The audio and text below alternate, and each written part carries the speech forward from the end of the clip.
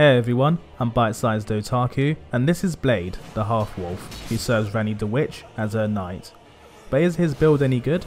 Well, like the video and give it to me bite-sized. So Blaidd wears the Black Wolf mask alongside the Blaidd set, which provides us with good defense leaning towards fire, and 60 poise, which acts as a great starting point. The armor set looks fantastic, with the chest piece being capable of matching quite nicely with other pieces of armor. Then we have the Royal Greatsword, which comes with the weapon art, Wolf's Assault, which launches us into the air, striking enemies down for damage, then creating a frozen explosion, which can combo from the initial strike.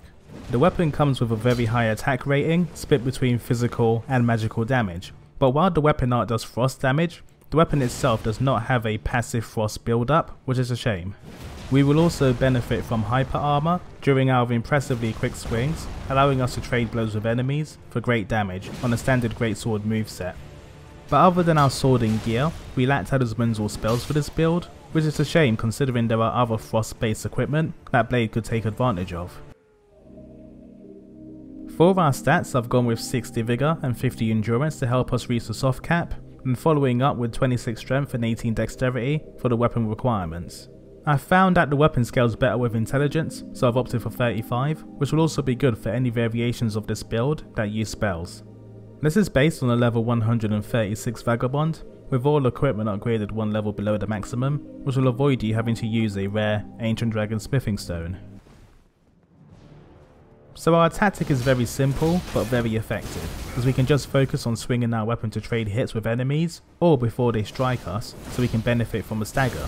We have our classic crouching poke, which will thrust our weapon for great range and speed, and this can be done after a roll, helping you to counter an attack. Our heavy attack is a charged overhead swing, and we can also benefit from a block and a backstab attack with a running overhead swing. Wolf's Assault is great, as the jump attack has decent tracking, and even if it misses, the explosion can catch nearby enemies who try to play aggressively. And in PvE, you will find that this weapon deals great damage, while the weapon art can apply frost build-up for massive damage when it triggers.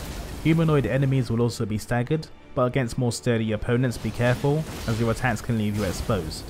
But on our weaknesses, due to a lack of ranged options, you may have to chase casters around the arena. This can be tricky due to our slower attacks being up against their quicker rolling and invincibility frames.